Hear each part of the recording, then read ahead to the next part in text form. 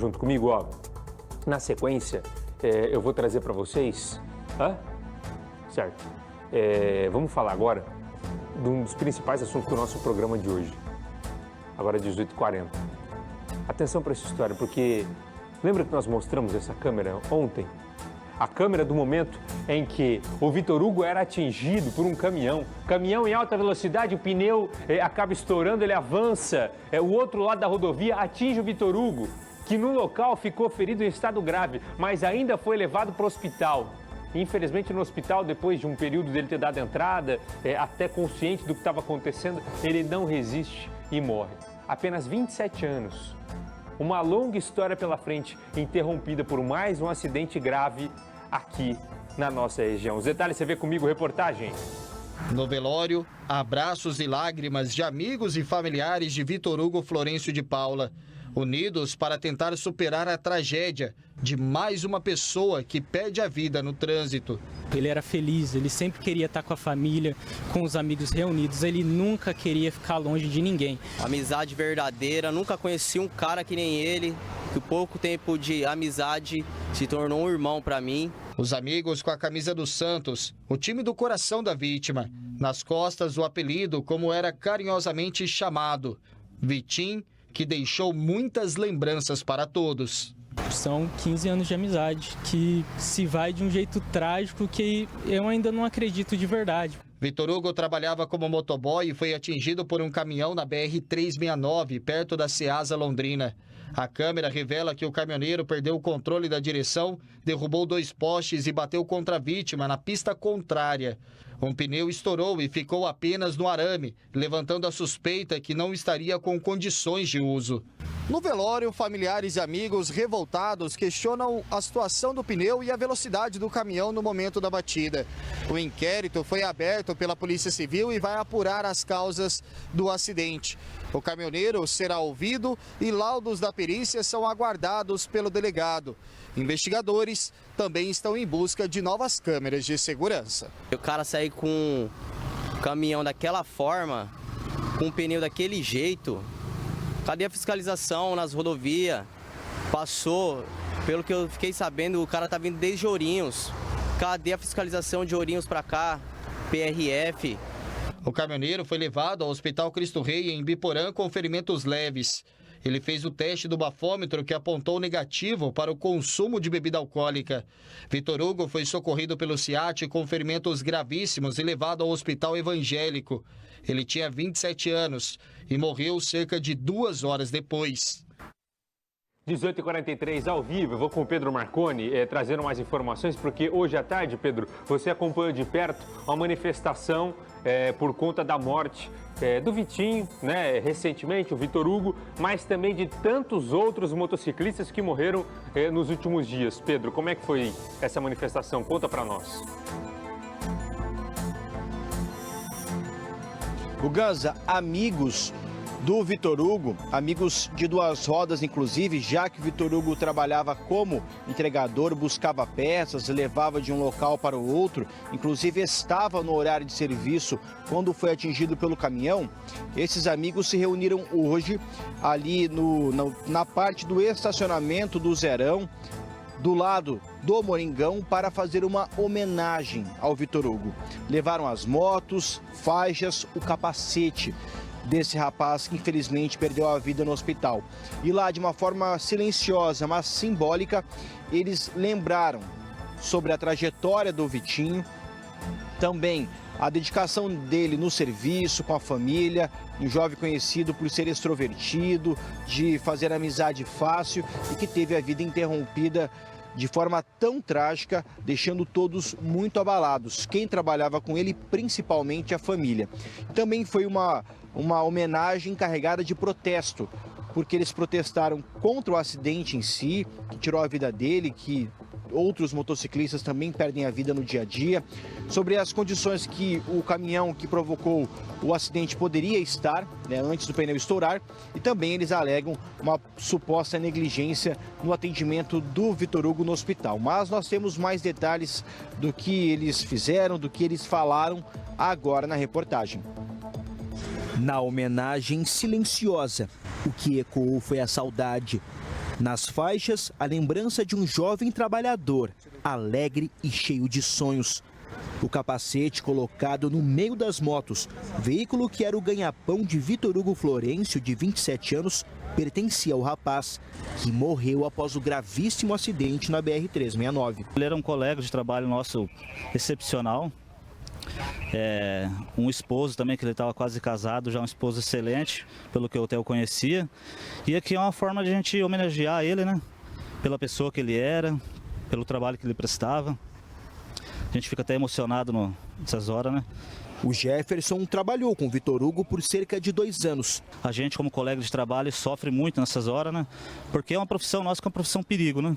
A gente está na rua aí, está sujeito a se acidentar, a se envolver em acidentes aí, que está cada dia mais difícil, né? O trânsito londrinense e do norte do Paraná, né? A câmera de segurança de uma empresa flagrou o caminhão desgovernado, subindo no canteiro central e, na sequência, invadindo a pista contrária, o que levanta uma nuvem de poeira.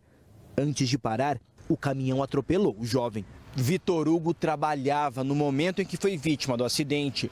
O jovem estava a caminho de uma empresa que fica em Biporã para buscar peças. Só que faltando aproximadamente 3 quilômetros para chegar, acabou sendo atingido pelo caminhão. Amigos e familiares questionam o estado que o caminhão transitava, já que o pneu teria estourado, o que fez o motorista perder o controle. Outra reclamação é sobre o atendimento de Vitor Hugo no hospital, onde morreu horas depois de dar entrada. Parece que ele chegou lá e não foi atendido de imediato, teve paradas cardiorrespiratórias, e com o tempo que eles foram ir lá para tentar socorrer ele e mandar para cirurgia, que já não deu tempo. O pedido é por mais cuidado no trânsito e respeito à história de Vitor Hugo, que foi enterrado no cemitério João 23. Era um menino jovem, inteligente, batalhador, guerreiro, e ensinou muita coisa pra gente, né? Deixou o legado dele. Só tenho a agradecer. 18h47, chamando a atenção a questão do pneu ali do caminhão. E ontem até o pessoal colocava na live, depois eu acompanhei, às vezes a gente não consegue ver em tempo real os comentários, mas o pessoal falou assim: Buganza, você tá falando que o pneu estava careca, quando o pneu estoura, sai aquela capa do pneu, né?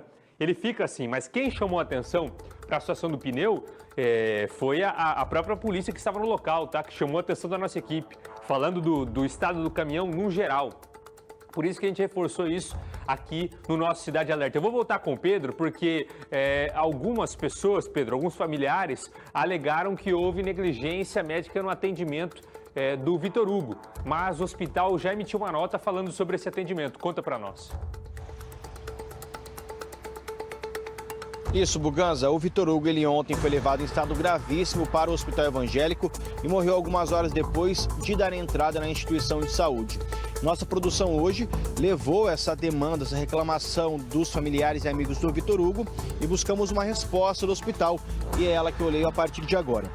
O hospital disse que o Vitor Hugo deu entrada no final da tarde de ontem e que desde a chegada foi prontamente atendido por uma equipe multiprofissional. Também informou que o estado clínico dele era grave e evoluiu com instabilidade, tornando-se crítico, o que exigiu a estabilização antes da indicação cirúrgica, conforme protocolo médico para situações de politraumatismo.